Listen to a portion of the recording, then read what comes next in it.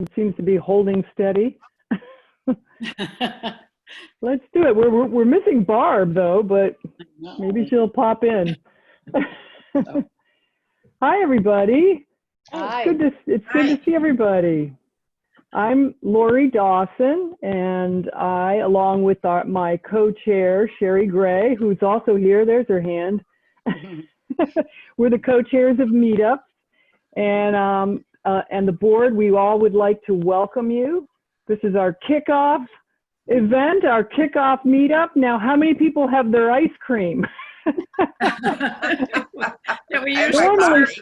Normally we would be having ice cream, and I think I may at some point go get some ice cream. I don't know, it's on my brain, but we'll have it later.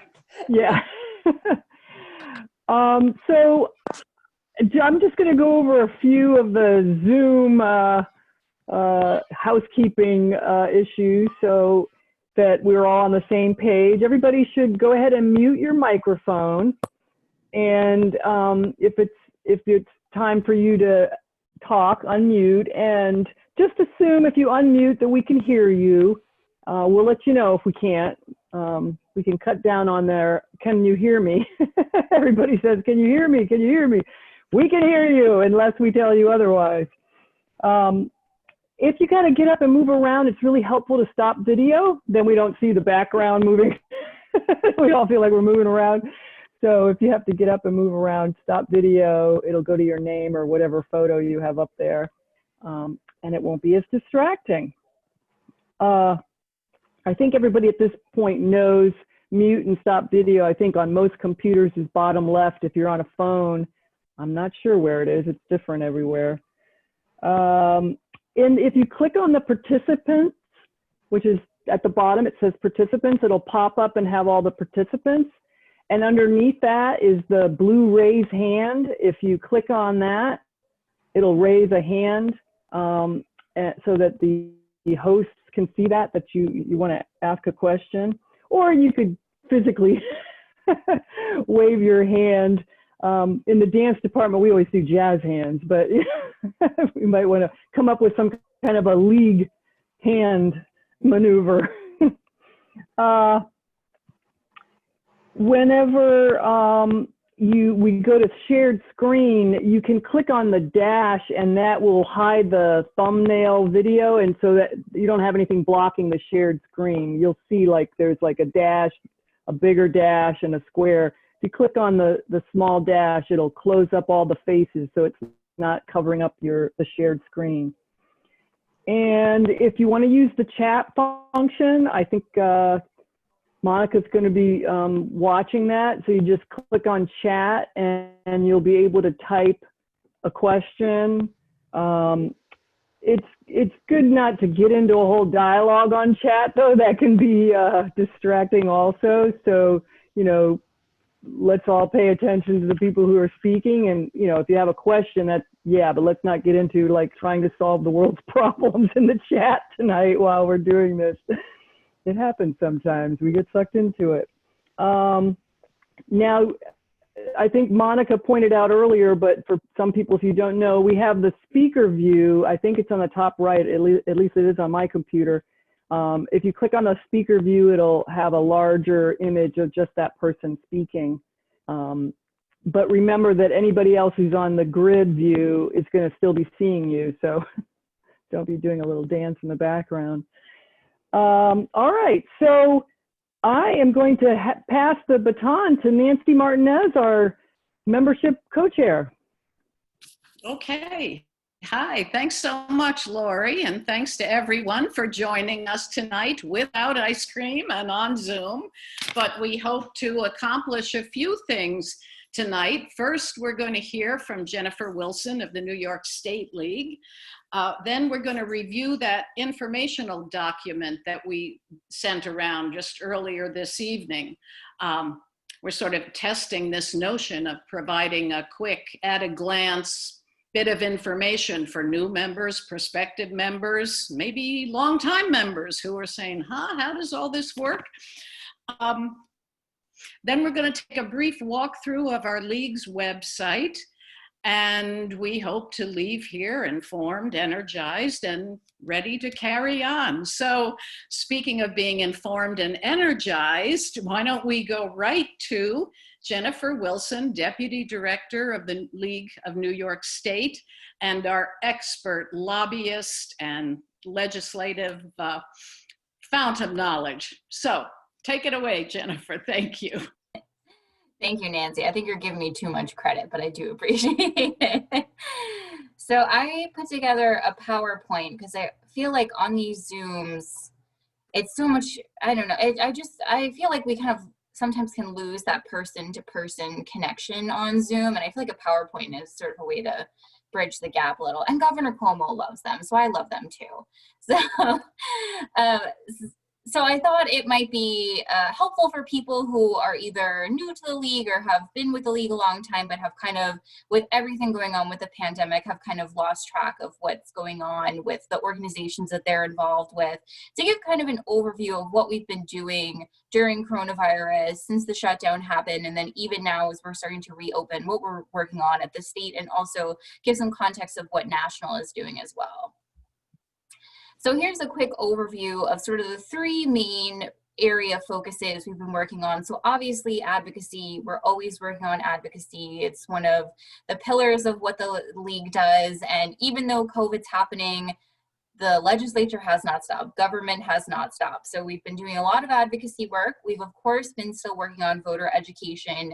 It's looked very different than this year than how it was supposed to look. We've had to cancel a lot of events. Leagues throughout the entire country have had to cancel lots of events, especially in 2020 when so many things were scheduled. It's very frustrating, but I think we've adapted quite well. And then reaching communities that we don't normally reach out to. This was a priority we had for the year 2020. We were not going to let COVID stop us. So I'm going to talk about some of the partnerships that we've made this year in spite of COVID and been able to really cultivate, even though we're still self-isolating and not able to have those person-to-person interactions. So just a quick kind of recap of what's going on legislatively. If you get my weekly session emails, every Friday they go out around 4 o'clock. Then you kind of are up to date with what's going on. If you don't get my weekly session emails, definitely let me know, shoot me an email. I'll make sure that you're on the list. For some reason, our constant contacts, sometimes the emails will go to like your junk folder, especially if you're on Gmail, it'll go to like your promotions folder. So they go out every single Friday around 4 o'clock. So if you don't see it there on Friday, then you're not getting them, and definitely let me know.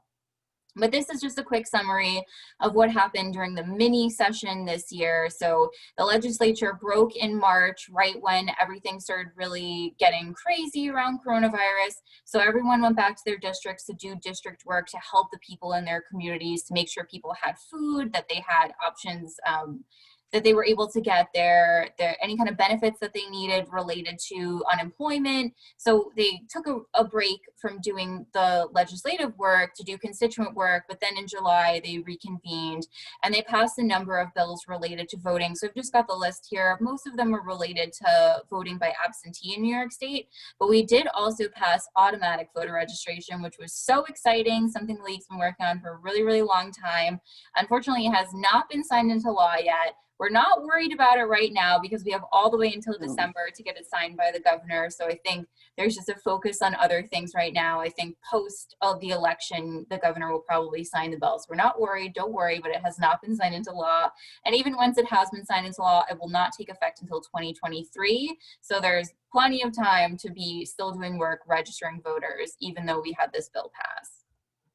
And speaking of the governor, there's been some executive action recently. I did talk about this in one of our weekly session updates. The governor had done some executive orders before that mini session related to the primary that we had, and the league did a ton of work on that, pushing the governor to consolidate our presidential primary with the state and congressional primary, moving it from April to June? Yes, April to June. This is so long ago, I'm forgetting already. Moving it from April to June, we did so much work on that. Our local leagues were really active on that, so we're very grateful, and we were able to convince the governor to move that election.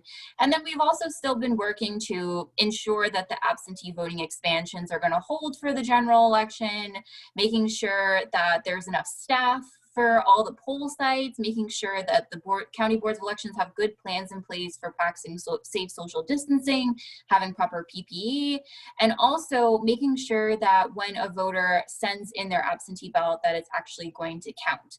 And that was something that there was a piece of legislation around. They call it curing your absentee ballot. So if you have issues with your absentee ballot, notifying the voter that there's a problem, letting them cure the deficiency so that their ballot can count.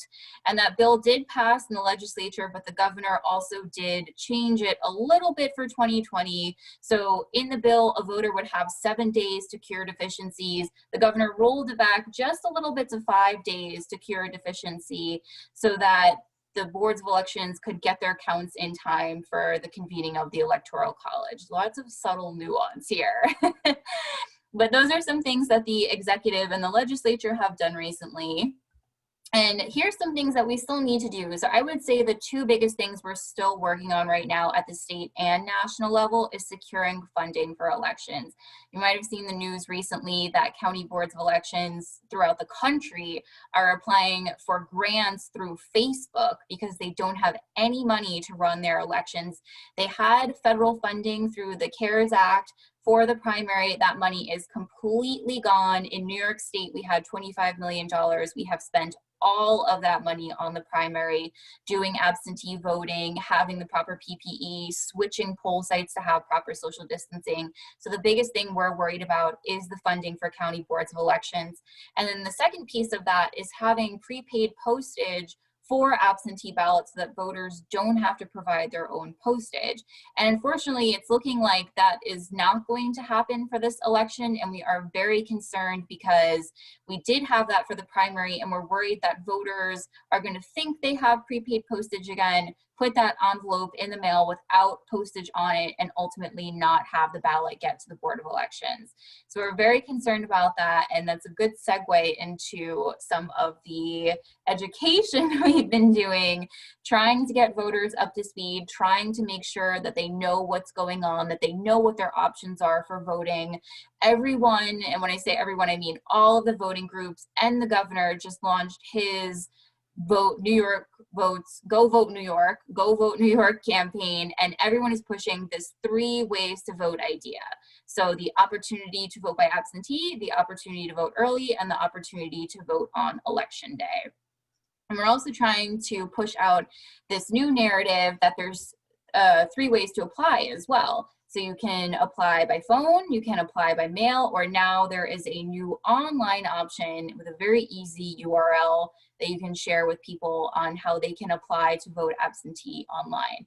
And there's also 3 ways to drop off the ballot as well. So you can drop it off in person at your county board of elections. You can drop it off at any early voting or election day poll site, or of course you can mail your ballot back as well. So it's kind of like the rule of 3s over and over and over with this, but I think it is a good way to sort of drive home to voters the options that they have.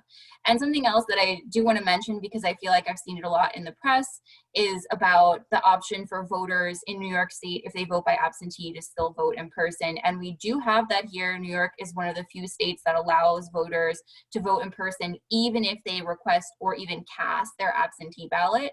And the State Board of Elections has some good language on their website that talks about how this is part of election law and how the ballots are actually canvassed on the back end to make sure that there's not going to be any voter fraud or anybody voting twice, and making sure that that in-person ballot does count. So that's something else we're really trying to put out there and make sure voters are aware of.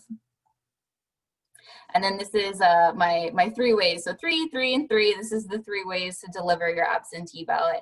And even though we're really talking a lot about absentee voting, I feel like we've been trying to equally push early voting and making sure people know that they have the option to vote early, making sure that they know that they can vote early at any polling site outside of New York City, within their county, of course, and knowing that they should check ahead of where those sites are and what the hours are as well. And then our favorite tool, Vote 411. This is our ultra mega tool hosted by national, populated by our state and local leagues. Vote 411 is our ballot guide, and it is now also available in Spanish, which is so exciting. It's something that the National League partnered with NALEO Education Fund on. That is a Latino justice organization that also works to help Latinx people be elected to office, which is great. We work with NALEO a lot too. They have a really strong office in New York City, so they've been working with us a ton actually on redistricting, which is really great. But it's now available in Spanish. If you've never visited Vote 411 before, this is what it looks like. It got a total facelift about 2 years ago, so it's very nice. It's very user friendly now. It's also screen reader friendly, so if you're working with a voter with disabilities, you can tell them that they can use this. It is screen reader friendly. And this is just a quick look at kind of what it looks like. This is two side by sides. This isn't like how it looks on the page. Just showing you some of what's on there. Like I said, if you've never been on there before. And our New York State one is actually going live tomorrow, but we're not officially announcing it until the 21st because I want to have time to kind of get as many extra candidates in there as I can before we officially announce to the press. But we will have US President, we will have all of our New York State members of Congress, we will have our New York State Senate and Assembly, and we are also working on the judicial races. And then of course there's also going to be local races in different parts of the state. So that'll be live on the 21st. Well, it'll be live tomorrow at 5 p.m. and then officially live on the 21st, which is very exciting. And something else that we've been working on in terms of education is recruiting poll workers. So the National League partnered with Power the Polls to try and get more poll workers. We also participated in National Poll Worker Recruitment Day. We were invited to do so by the New York State Board of Elections. So that was really great. And this is a website. Their website is powerthepolls.org if you want to find out more information about that initiative and how you can help get people to sign up to be poll workers as well, because we do have a really big shortage this year. And then pivoting to our partnerships and voter outreach in new communities, we've been working a lot on language access this year, and for the June primary, we translated pretty much everything into the 5 mandated languages for voting. So English, Spanish, Bengali, Korean, and Chinese. And of course, like I mentioned, Vote 411 is now in Spanish, and we're working on getting our new voter FAQ page translated into those languages as well. So it does take a little bit of time, but we are working on that right now. And then we also created this lawn sign, which you can see the image on the right side, which is so pretty and catchy. And it has 8 different languages where it just says vote, and of course, vote in the center, and then vote411.org at the bottom. We have those at the State League office, so if you're interested in purchasing one, you can let me know and I can let Marissa know and she can make that happen. So we're working on a lot of language access issues too. And then another big partnership that we launched this year was with Disability Rights New York. We had actually received grant funding from the Developmental Disabilities Planning Council, and we were hoping to do all of these sort of in-person, bringing ballot marking devices into different facilities where there's people with disabilities so they can actually use them and be able to interact with them before the election. And unfortunately, because of COVID, we really can't do that because it's just not safe for the people living there to be having people coming in and out. So we've been working with our different local leagues through mini grants to help incentivize them to either do remote trainings or remote voter registration drives. And we've also now partnered with Disability Rights New York to host 4 webinars on being able to vote, the options to vote, the 3 options to vote for 2020, with a special emphasis on absentee voting, since there is a way for people, whether they're sight impaired or if they have mobility issues, to be able to use an online tool to actually apply for and then fill out their absentee ballot. So we're going to be having 4 webinars on that starting at the end of September and going into October, and those dates will be announced shortly. And like I mentioned, the grant funding, those are sort of on an ongoing basis. It was one of those things where we had such grand plans, and unfortunately this is one of the biggest projects that COVID kind of gutted, because so much of it was going to be that in-person interaction, which is very unfortunate, but we're forging ahead. And then a new partnership that we've started working on is with A Block at a Time, which is an Albany-based criminal justice and racial justice group who wanted to partner with us on this 3-part series on the 3 ways to vote that's going to be over the course of an evening. And I can't see the date, but it's Monday, September 28th. So we'll have more on this soon. We'll start promoting this in the weekly emails, but it's basically going to talk about the 3 ways to vote and all of the little subtle nuance with each of those ways to vote and all of the different populations and how it affects them. So whether you're a person who's currently homeless or you're a person who's incarcerated or you're a college student, we're going to talk about how you can use each of these 3 ways to vote. And that's everything we've been working on, I think. I feel like I'm probably missing something. There's always the office. We've reopened our office, so that's exciting. So if you do ever want to contact me, I have my cell here, but you can always call the office. You can always email me. The only day we have not been in the office fully is Fridays, but Monday through Thursday, you can give me a call or you can shoot me an email and we can connect on any of these issues. And like I said, if you're not getting the legislative emails, definitely let me know and I'll double check that you're on our list. Okay. Thank you, Jennifer. That's great. I don't see any questions in chat, but I'll bet people have questions or comments. Monica. I have one question. You talked about the rules around voting and the fact that in New York State you can vote by mail and then decide you want to go in person and vote. And I think that's an important thing to understand. For voters to understand that they are actually able to vote twice and that there are measures put in place to ensure that only 1 vote is counted.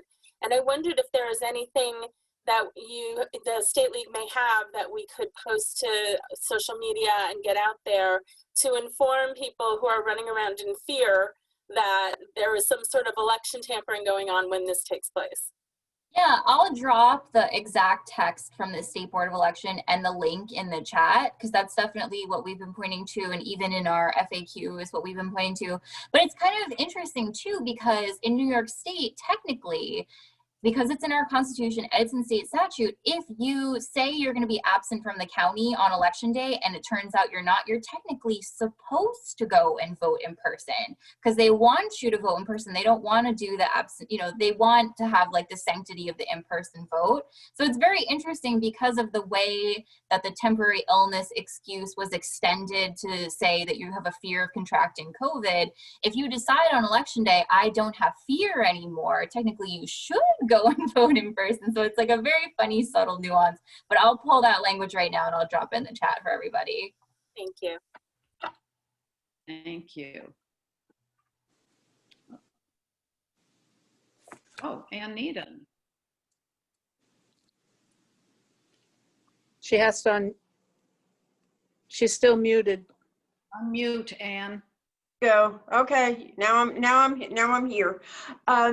Thank you very much. That was really very, very concise and very interesting and filled a couple of holes for me. It also created a worry. The postage. Is there going to be something written large on the envelope saying postage needed? Yeah, and that was something we've been working with the governor's office on, because that was what we had a lot of conversations around the cure legislation, because we did have that pending lawsuit, and then they ultimately decided that they wanted to potentially partner with us more on this campaign that they're working on, and it was something we brought up a lot. And they are changing the directions for the absentee ballot to be more clear, to list some of the new rules around the cure process. And I'm assuming to also include more information about the postage, because something else we brought up to them is that depending on where you are in the state, your postage might be more or less. Your ballots might be heavier or lighter, and it really varies, and there's no way to know exactly, where you are in the state versus how much it's going to cost. So yes, it's a huge concern for us, and it's something that our National League really wants to push this narrative of voters don't be expecting to get results right away. And we think that's fine. But the postage issue is probably the #1 thing we need to be thinking about in New York State. Wow. Okay, thank you. Thank you. I mean, I don't think I eased your worries at all. Sorry. I see a question from Mary Estelle Reichman. Wow, what a busy year. What do you think will be on our agenda next year in the legislature? Yeah, and I didn't talk about, I really wanted to focus on voting with this, but we've been doing more than voting work. Redistricting has been a huge piece of what we've been working on. National has their Fair Maps campaign that's been ongoing, and we've gotten some funds to be able to work on our issues too. So redistricting, I think, is going to be a huge piece next year. And then, of course, we'll have second passage of a lot of the constitutional amendments related to voting that we had in 2019. So I think those things will probably be the biggest ones. And then always funding. Funding is always something that we're working on for the Board of Elections, trying to make sure that they have enough funding to do their job, basically. That's right. Thank you. Yeah, I remember when early voting came along, that took a fiscal hit on boards of elections. And now this is just so much bigger. Yeah. Okay, Sherry Gray has a question. Jennifer, I have a question on the automatic voter registration. Exactly what is that process? Is it tied into going to get a driver's license? And if you are not a registered driver, then how are you automatically registered? Yeah, no, that's a great question. And we haven't started doing education on this yet because we've been waiting for it to get signed. So I have it on my B to-do list. But yes, so we expanded the number of agencies. So that includes Department of Health, it includes Department of Housing, it includes any agency that serves people with disabilities.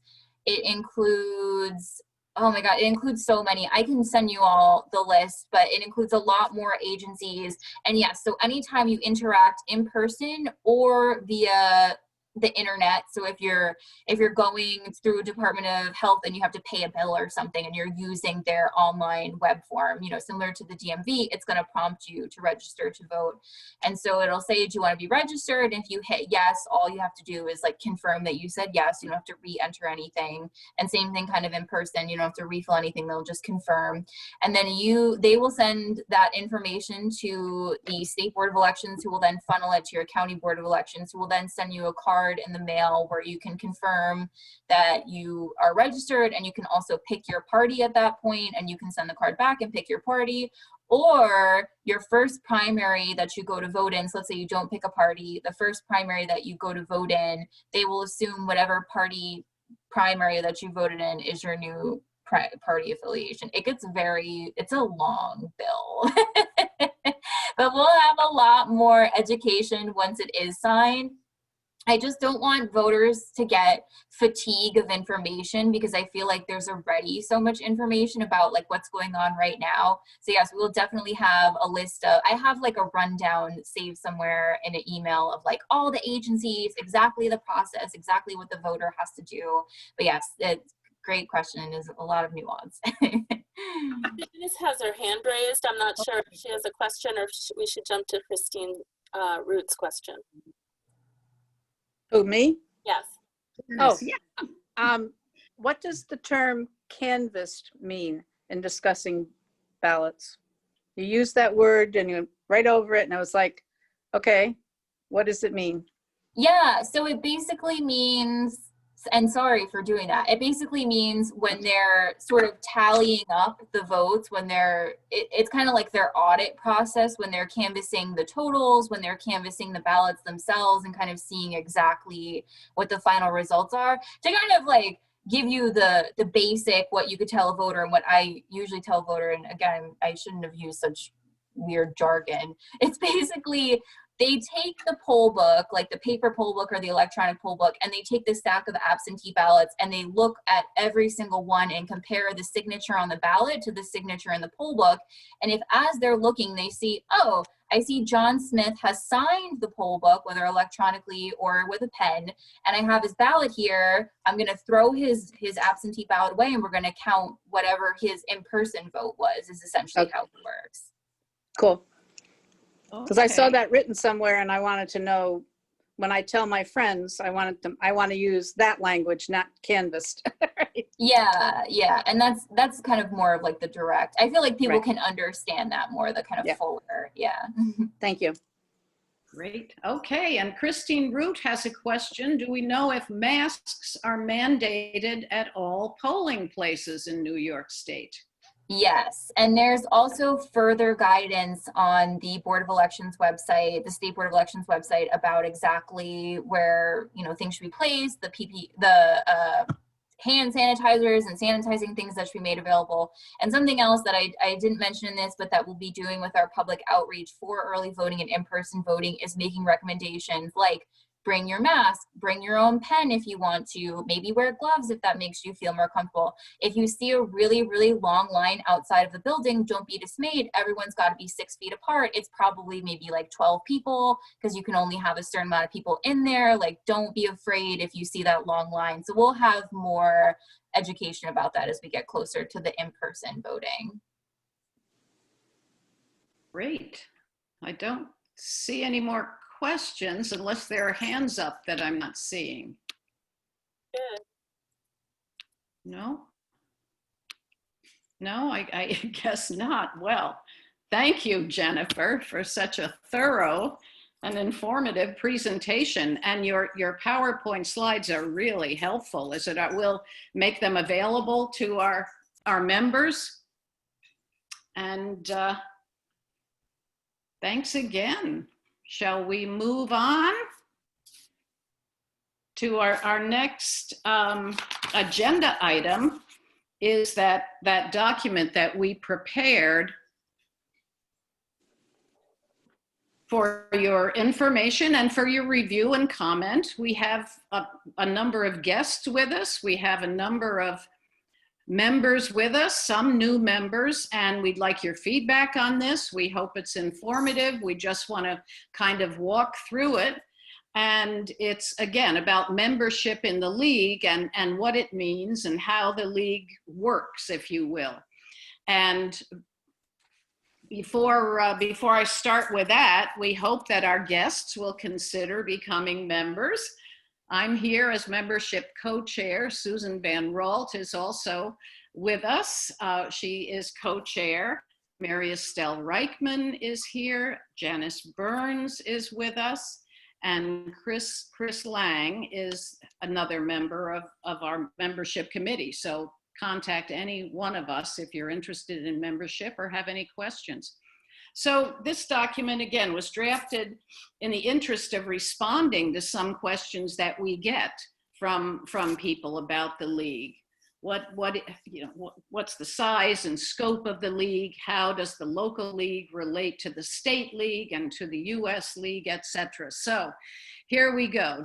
And some of this is a did you know? I mean, I've been a member of the league for a while, a number of years, and I thought, oh yeah, I wasn't sure that I knew everything in here. We have a mission. I'm not going to read it to you, but we have a mission and a vision, and we have a commitment that we've reiterated and strengthened, and we'll be hearing more about it. Our commitment to diversity, equity, and inclusion. Very important. We have a committee working on this, and as I said, we'll hear more about it in the near future. But as a league member, did you know that your voice is added to the voices of hundreds of thousands of volunteer and activist members across the US in every state and DC? We have at least, at last count, I think 47 local leagues in New York State. In our own league, we have over 200 members. And as a member of our local league, you are a member of the state league and of the US League. And these leagues, as you know, go back in time, established 100 years ago and still going strong. And we encourage and informed and active participation in government, work to increase understanding of policy issues. We're nonpartisan, and partisan, while we might not support particular candidates, we take stands and strong stands on major public policy issues. And we influence policy through education and advocacy. And you can check our websites, the US and the State League websites, and you'll see a link on ours, to the impact on issues, which states the league's position on a number of issues, from voting rights to the environment and any number of issues. And then we get to how can you help? Again, we have a really vibrant and active league, and people get involved to the extent that their time allows and that their passions direct them. So the US League has a goal of registering 1 million new voters this year. And time is running out, as you know, but we're having National Voter Registration Day. We have voter registration at Farmers Market. You can volunteer to help at any time you can at Farmers Market. Voter Registration Day is coming up. As Jennifer said, in New York, the League has successfully advocated for recent changes in law on voting and absentee ballots, and we'll continue to pursue changes in law so you can join the State League and our local members in lobbying and advocating in Albany when the time is right. We already talked about election information through Vote 411, but if you're interested, you can join the Voter Services Committee, volunteer to help at a candidates forum or information session on issues. Some of those are coming up, as you can see in our newsletter. Next page. We do a lot of work involving educating youth about voting. Students Inside Albany is just one. We have a youth services committee and you can join that and learn more about how to get involved. And then examples of our hard work, and also examples of how the local leagues and state leagues and the US League work together. Again, our voices collectively are very powerful. We have conventions, National Convention every 2 years. This year was the 54th National Convention. It was done virtually, but it was a dynamic and successful event. Each local league sends delegates to that convention to help shape positions. In alternating years, the state leagues hold their statewide conventions. And in 2021, we'll have our next New York State convention. Again, our league will send delegates to that convention, and decisions will be made. People will get a chance to see what's going on in the league and again at the state level. Our board seeks input from members for each of the conventions before they attend or send delegates.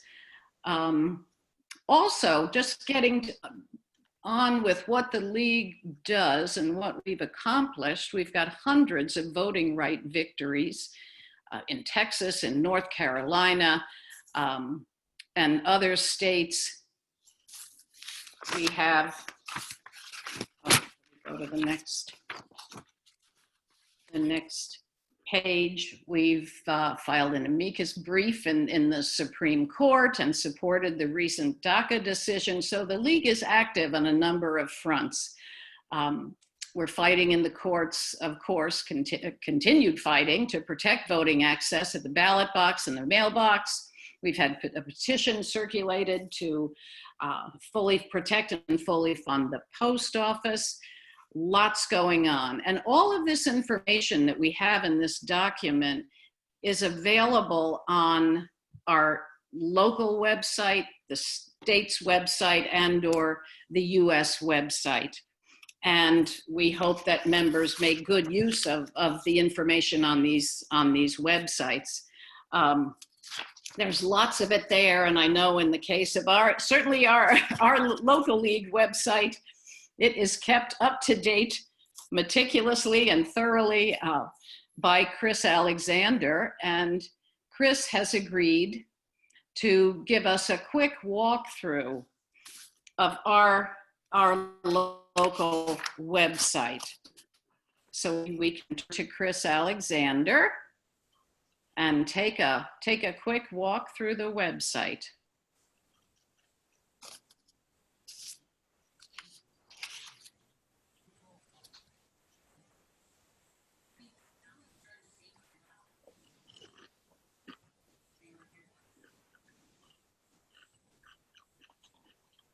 Chris is muted, I think.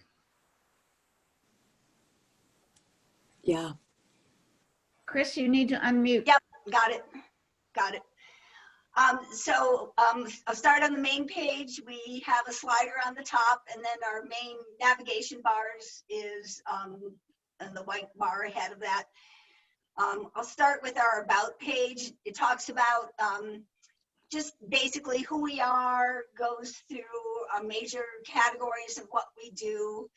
And then there's a page for leadership, so you can see who's on the board, who are the committee coordinators. This page also has our positions on issues. And I know Nancy was talking about this, but you know, we're going to take a position on an issue. We don't just get two people together in a room and say, oh, what do we think about charter schools, good or bad? Let's take a position and then we'll go out and advocate on that. We don't do that. We thoroughly study every position, very long, lengthy process, and we have been doing this for a long time. And if you look down on this page, there federal impact on issues, all the federal positions we've taken on federal issues. There's one on the state league for the state issues, and we have our own local for Saratoga County issues. And all of our advocacy is based off of these positions. And if there comes a time where there's something new, it's hard to imagine because we've studied pretty much everything, but if there's something new, we don't just take a position without studying it. And also on youth programs, and then I've got a member resources page just for the bylaws and all the miscellaneous things. The major two, what I think of as outward facing things are voting, of course, and taking action. And I'll go through voting first. Voting, we've got a page on elections, when the elections are, and then we have a page on candidates. And when it's time closer to the election, here's where our voter guide is, here are where our dates of the candidate events. You know, this is probably the one most voted, most visited by the public. We also have a basic voter toolbox, so people can go in and say, when are the elections, where do I vote, how do I register, what if I'm a college student, you know, those kind of things. So that's one. And the other one is our take action. And basically in the take action, each of these issues on the left navigation bar, you know, protecting the Postal Service, the census, the 2020 election, each of those are federal, national positions on these issues. And you click the links, they go straight through to the national pages, and there's a way for you to contact your senator or whatever action needs to be done. So this is a really good way to take action on national issues. On this first page, you know, I've got a link to the national issues again. New York also has a page, and I'll just click briefly on where we go to the legislative action page. So that's a quick way to get into what's going on the state level. And I'll go back, and then we have our local issues, which goes back to most of our local issues are handled, you know, if things come up, we're doing marches or something like that. It's usually on social media, on our events calendar, and on our news blog page. And then down below, I'm talking about the positions based on studies again, and that links back to the thing that I showed you before, which talks about our process. For new members, a really good place to get started is to get involved. And of course, you can become a member, you can donate, of course. You can sign up for updates to get onto our email blasts. But the best one I think to pick on if you're a brand new member is the volunteer page, because it gives you a whole bunch of bite-sized ideas of things to do to get started, and gives you a person's name to call and contact and get going. And if you're not really sure, you can go down to the bottom and send us a note and, you know, tell us in general what you're involved in, and we'll take care of getting somebody to contact you. But this is just a way to give you some ideas of ways to get involved. Up on the next top link is the events, and we have all of our events coming up, and this is this is how I got involved in the league. I stopped by the farmer's market table when I first moved to town, so it's a really good way. And the meetups that that Lori and Sherry are doing are a really great way to get together. And it was better when we could do it in person, but we're still doing it on Zoom. And then we have our news page where you can get the blog, the newsletter, social media. We have a whole Flickr page of photos from every event and marches that we do and things like that. And since they only gave me 5 to 10 minutes, I think I'll stop here. And if anybody has any questions, go for it. That was great. Hey, I don't see any questions in chat. Any hands up? I'm looking. Go ahead, Ann, but you're muted. Yeah.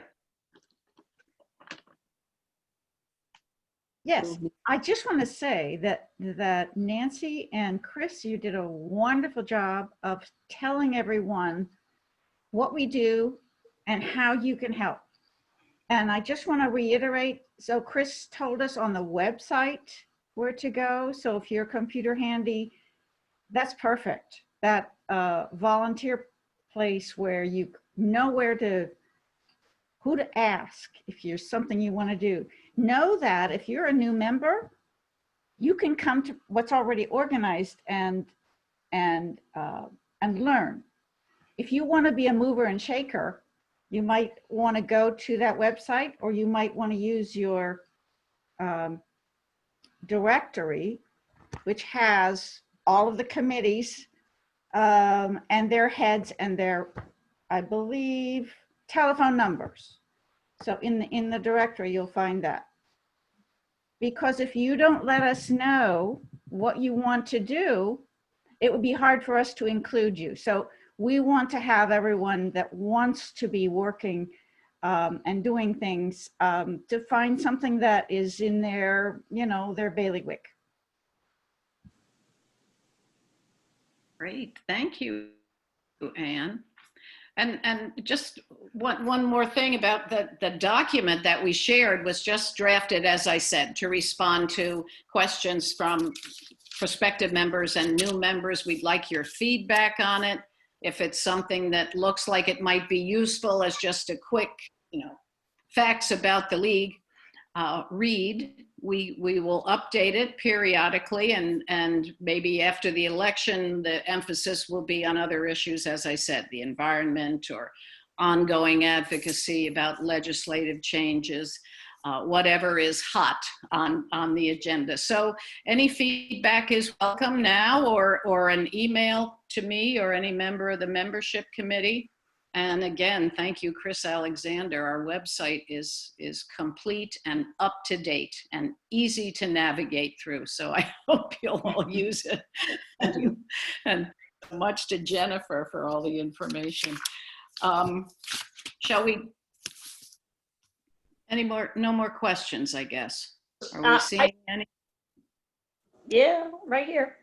Oh, yeah.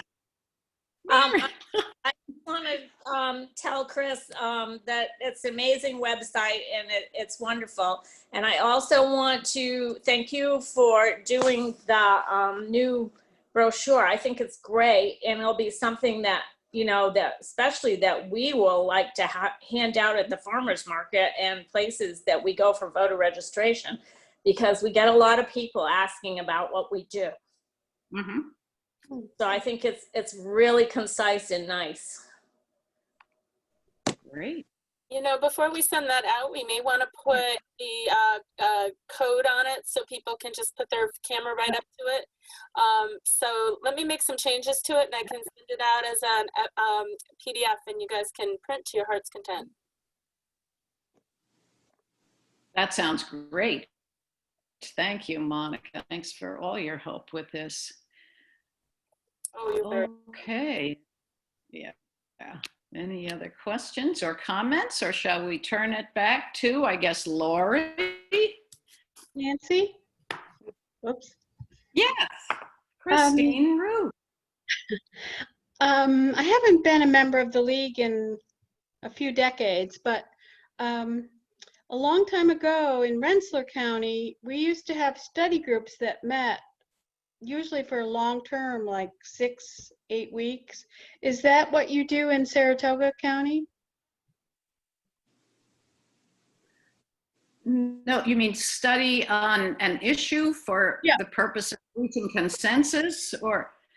Yeah, Yeah. and that's how the positions on, you know, in the impact on issues are established. There are studies and consensus, you know, at the local level and at the state level, and then brought together at the US level. There's nothing, and Ann Krill, you can correct me, but I don't believe there's a study underway now.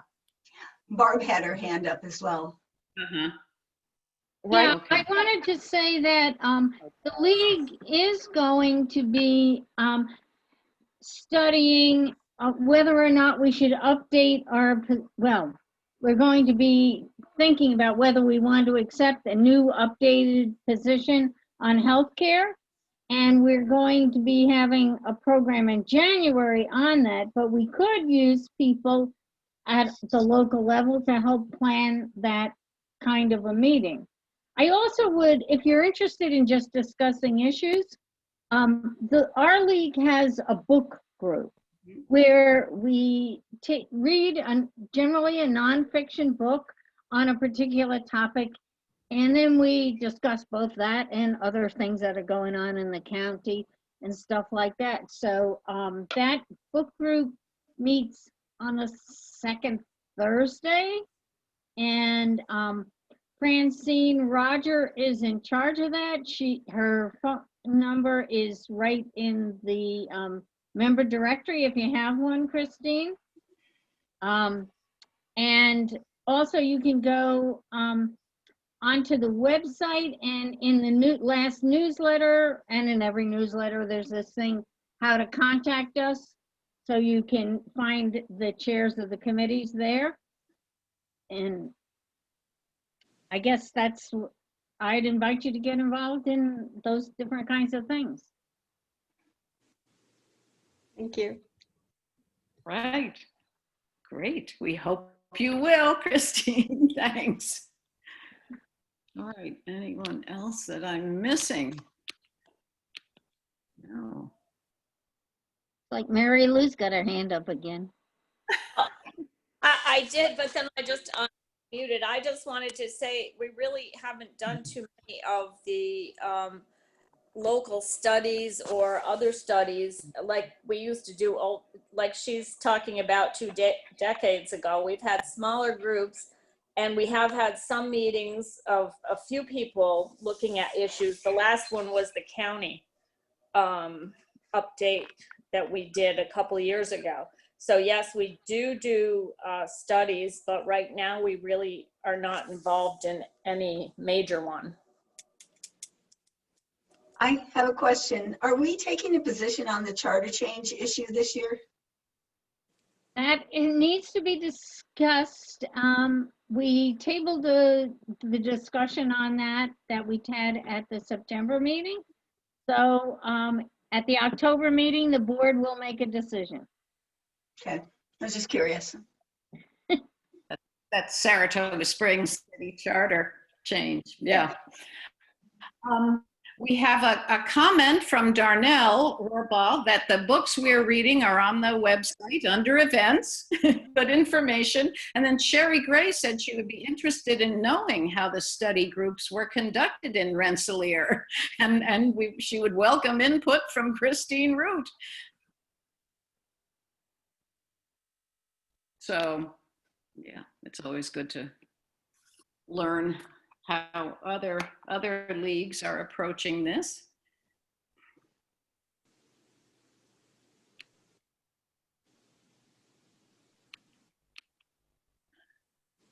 No? Have we missed anybody here? Hi, Ann, I'm just going to throw in my 2 cents on this one. I am unmuted, I believe. Yes. Okay. one of the more interesting study groups, maybe you did it up here, we had a study group in the Hudson Valley on term limits, and we could not reach consensus. But I think I had been in a couple of study groups down there, and they were all very interesting, and there was a lot of work. But I got to tell you, the amount of homework people did on on the term limits issue for the state was incredible. It was a fascinating thing, even though we were not able to reach consensus. I don't know whether it was done up here or not. So that was my 2 cents on our study groups, which I actually, since I came up here, I have not been part of a study group. They are fun.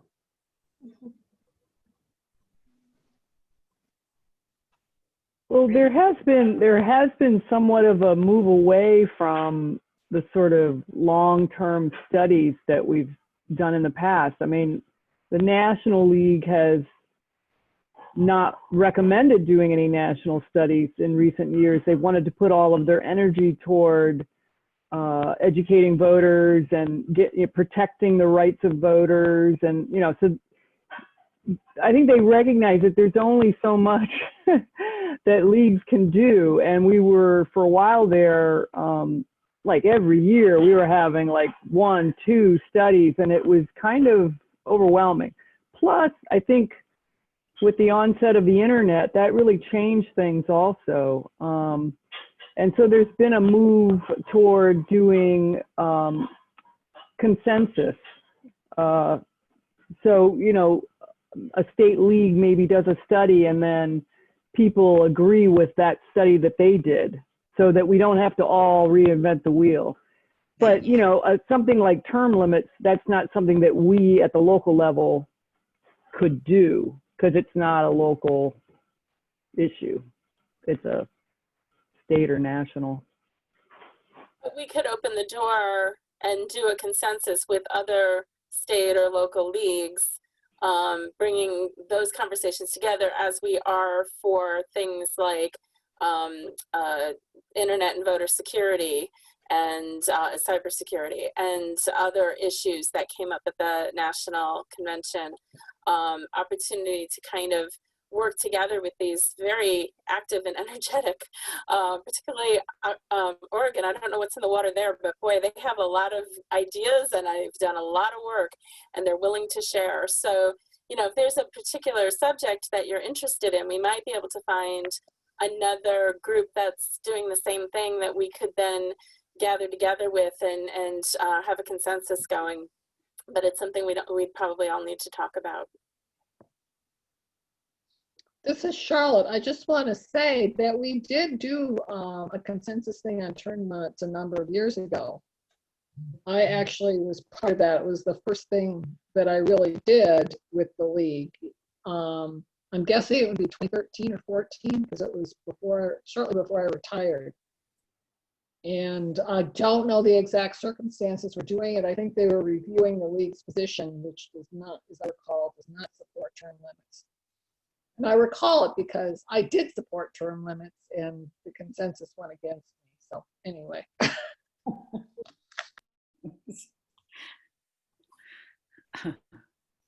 That's a great topic too, Charlotte. I'd love to talk to you about that offline. Yeah. So you did reach consensus up here. That's nice. I'm glad that you did. Well, sometimes we do, and sometimes we don't.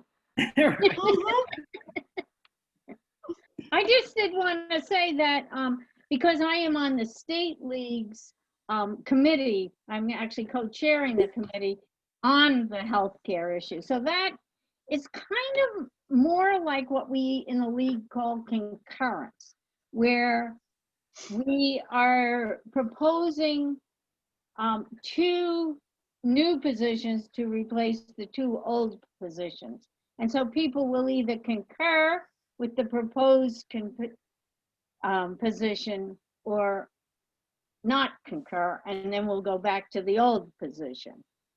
So, so that's that process that Monica was talking about, where if somebody like in Oregon studies it, or we did on the medical aid in dying, We concurred with a position from New Mexico. And so now we have a position in New York State that we lobbied for on medical aid in dying, death with dignity, that kind of thing.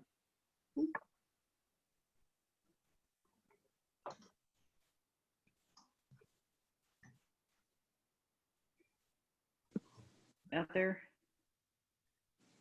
comments or hands? I think raise the age was some other state's position that we took on and decided, but I'm not sure. But raise the age was a big one. To what, 4 years ago? It's all a blur, but I think that was from Ohio. I think that. Is that Ohio? I feel like I remember it being from Ohio.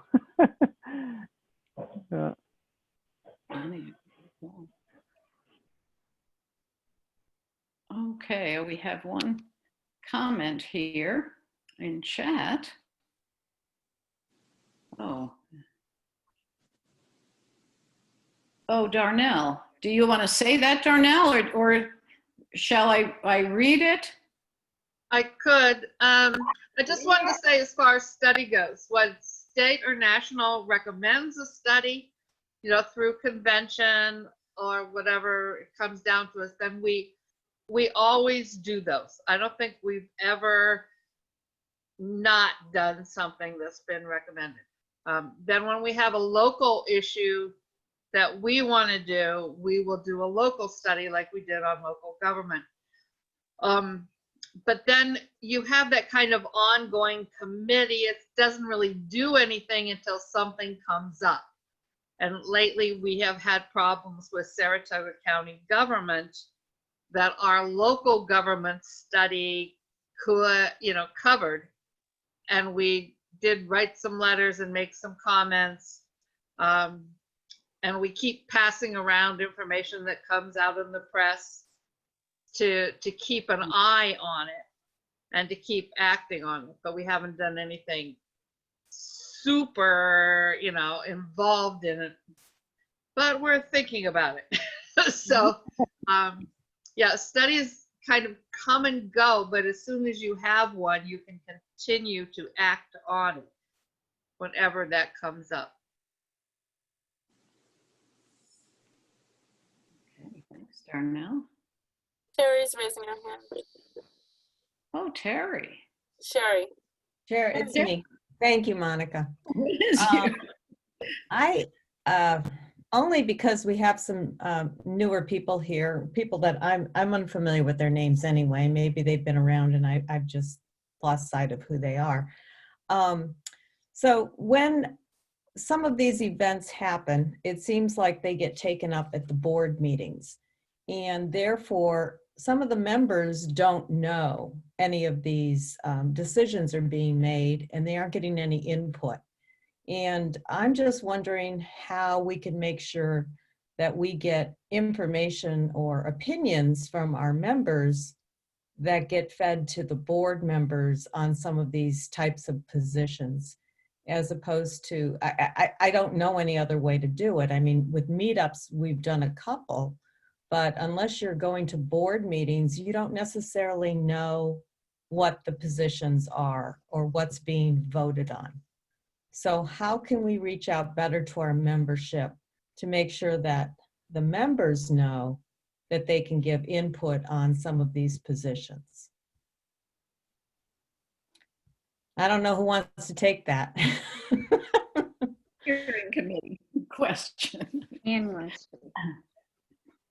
Unmute. I think that the best way that we have right now of informing our membership is through the MailChimp. It's what we call our email to all the members, the email that goes out to all the members. We call it a MailChimp. And you are, if you're registered as a member, should be receiving, I don't know how many, at least 1 or 2, maybe 4 or 5 a month, depending on what's going on. We try to let our members know what we're thinking, what's being organized. for people to participate in. I think it's our best way of letting our members know what we're doing and thinking.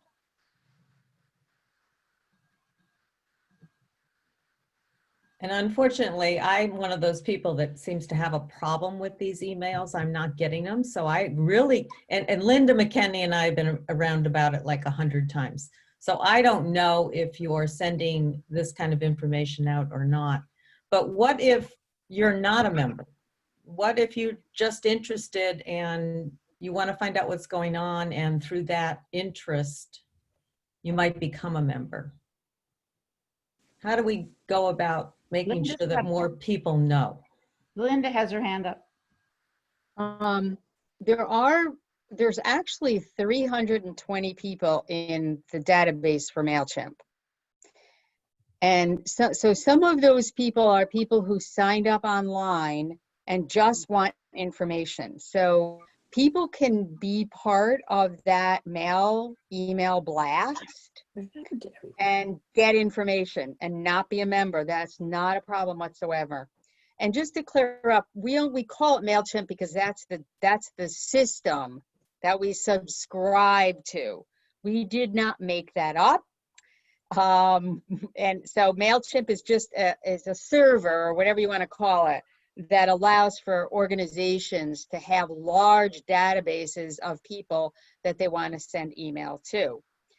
But I'm thinking about your question, Sherry, and whether I don't recall, and I might be wrong, I don't recall that we have sent out an email blast to the membership to say, this is what the board is going to vote on coming up in our next meeting. And would you like to put your 2 cents into what you think about that? So if we've not been doing that, and I don't know, because I don't know for sure. Anybody who knows me knows my memory is not great. We could do, I don't see why we couldn't do that. So I'm going to throw that out to the steering committee about that. If we were going to be voting on a position or something like that, that we could just say, you know, give us your 2 cents by blah, blah, blah, and it will certainly be taken into consideration.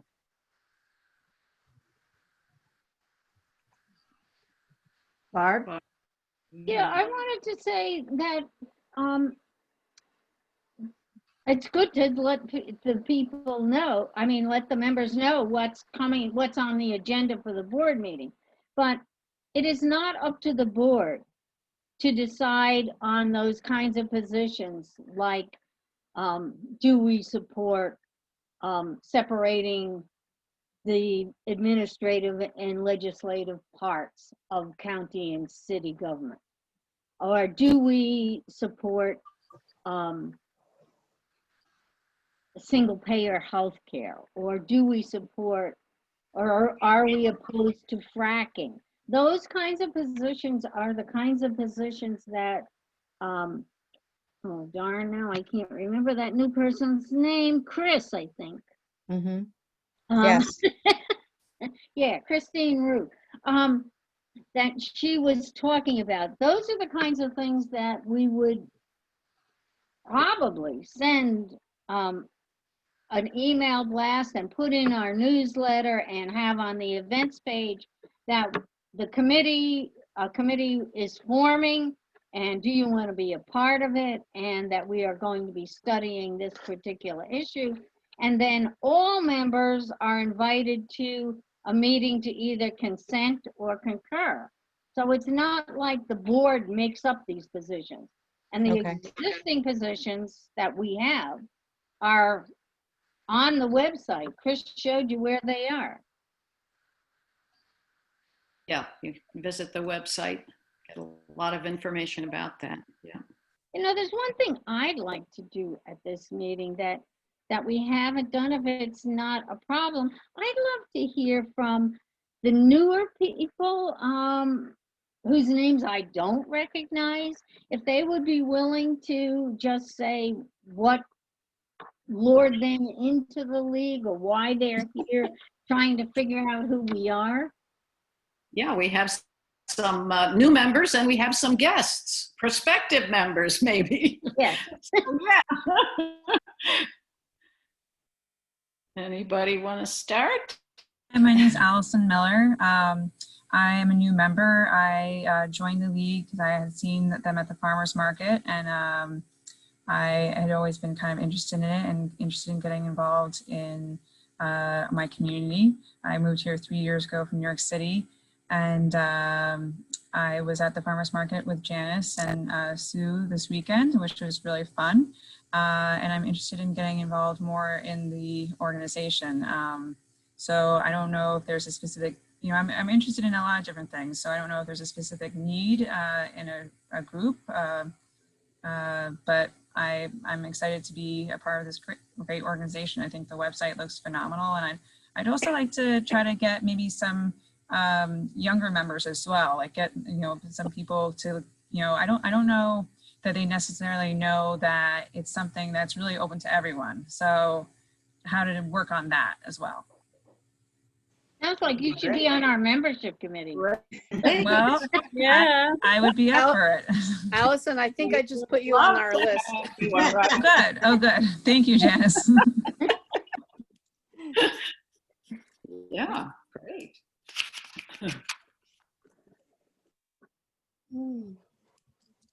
Anyone else? If you're a guest, we won't come after you to be a member. We would just invite you to be a member. Answer any questions you might have. I moved here 3 weeks ago from Manhattan. I registered to vote here because my vote will have much more impact than in liberal Manhattan. I will definitely go to the volunteer page. I'd like to be a poll worker. I'd love to register new voters. I'm wondering, do you do anything in the way of postcarding or letter writing to get people to register?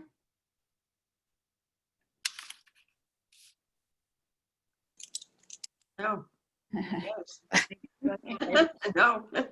No. We haven't done anything of that yet, that type yet. I know there are groups in the area that are doing some postcard writing to voters in other states to get them to vote. Mm-hmm. But we haven't done anything to get membership that way in this league yet. Not to say that we can't. We're always open to suggestions and help, so we can sign you up to the Voter Services Committee. Well, I think for now, let me go to the volunteer tab on the website and just kind of click around and see. Okay. We are going to be at the farmers market for, I don't know, 4 or 5 more Saturdays and Wednesdays. The list is on the webpage, and we're always looking for volunteers. So you can just email one of us. We're listed there. Okay. I'm Janice, Donna, and Mary Lou, and we'll get you one of those dates. Are you going to do any more surprise appearances like you did at the Bottle Museum? I'd love to get that up on social media. We don't have any more of those yet, but if we do, we will let you know. Thanks. Well, also the 22nd is our National Voter Registration Day, and we're registering voters everywhere on that day and really spread thin. So that would be a good place to start also. Neat. What day of the week is that? Tuesday. It's coming. It's the 22nd, a Tuesday. Oh, okay. Okay. The 22nd, and we have about 33 venues, but all of our volunteers are trained already and ready to go for Tuesday. This is the National Voter Registration Day Committee, and we're working with and under the auspices of League of Women Voters in Saratoga County. But it's all over the country. And then she might be interested in that because, like, I'm going to be working. We are going to be at Stewart's parking lots and libraries and Wise, and we're also getting people that aren't necessarily registered to vote and don't have any connections. We're working at the Housing Authority projects. I'm on the Saratoga Housing Authority, and we'll be walking around and setting up tables all day Tuesday, and that sounds like something she would want to be interested. She sounds like she has an interest in wanting to talk to people and ask them if they'd like to register to vote. So you can volunteer to do that even if they haven't attended the training for voter registration day? Right now, we're just overwhelmed, and we just can't get anybody else in because it's only 5 days away from the event. So, but she could start working on the committee for next year for sure. Could she sit in with 2 established people? Yes. She So could if she wanted to join, you know, because we usually have 2 people during each event, and if she wanted to be the 3rd person just to see what was going on, she could probably do that. She could do that, and whoever, she could get in touch with Kathy B. Gay. She's the chairperson of that committee. And I guess I can look up her phone. Oh, I know. I can give you her email. I mean, yeah, her email. Okay. That in the chat, real quick. You can do that. All right, I'll put it in the chat. Sounds I'll good. put it right now in the chat. Perfect. If you're interested in sitting in and watching what other volunteers do at the venues. We're also having, as most everybody here knows, we're also having a drive through at October 4th at SPAC, where people can just drive in and grab a packet of registration forms and information about voting. So let me put on chat Kathy B. Gay. She's the chairperson, and tell her you would just like to sit in with the trained volunteers now on Tuesday. Okay? Sure, thank you. Okay, you're welcome. I also am doing the farmer's market on Saturday, the 26th, if she would be interested in coming to that. Great. Okay, thanks. All right. And Sherry Gray reminds everybody that if you're interested in being an election inspector working at the polls, they really are desperate, and training is going on now. And that's, you have to contact the county board of elections to get into that process of becoming an election inspector. So I just want to say I'm going to be at the New England Presbyterian Church on National Voter Registration Day from 11:30ish to 1. So I'm willing to have someone come sit with me if they haven't done the training yet. Janice Burns. Thank you, Janice. Okay, great. Thanks so much, everyone. Can I? Yeah. Can I say that we have virtual training for people who didn't attend the live training. I don't know where that's at this point, Anne. Is that? It's on the website on the National Voter Registration Day page, and also on the event page for that day. Okay. Look at the calendar. Okay. I just want to put in a plug for people who are new. I think one of the best ways to get involved is to go to a candidate event and do the timing. It's really easy. You're 2 of you doing the timing, so you're not the only person doing it, and you're right up front and center, and it's a little thing, but it really grabs you and gets you really interested in it, because you get to see your congressman or your state senator or whatever debating, and I think it's a really wonderful way to start out in the league. That's really true. And I want to say that the virtual training, just getting back to what Linda said, Linda did that almost, well, single-handedly and represented us as Susan B. Anthony. She has, you know, she looks like Susan B. Anthony. She talks as if she is, and she is giving people the information they need to be a voter registration person. So yeah, Linda did that. Thank you. So where is that information? Where's the virtual training? Chris said it's on the website. Yes. Yeah, I know, but where? Do you want me to show you? No, just tell me. Okay, 2 places. If you go to the event calendar and look on September 22nd, National Voter Registration Day, it's on that page. Okay. And it's also under getting involved, there's a whole page for National Voter Registration Day. It's on that page as well. I put that Okay. in the comments if you just want to click on it. Thank you. Okay, we promised ourselves that we wouldn't go past 8:30. We were even hoping to keep it under an hour, but we've had such wonderful conversation here. But Lori, do you want to wrap us up, or who? Sure, I'll wrap us up. Well, it's been really great seeing everybody. We will be having another meetup on October. I'm going to flip through my calendar. Does anybody have the date right at their fingertips? I think it's October 21st. That's our next meetup. You'll be getting an email announcement about that. And right now the topic is, how many of us was it? That I can't even remember how many, that the delegates that went to the virtual national convention are going to be giving an overview. That is the topic, right? We got to get our act together what we're going to tell you about what happened, but it was a very full time, that's for sure. Seems like so long ago.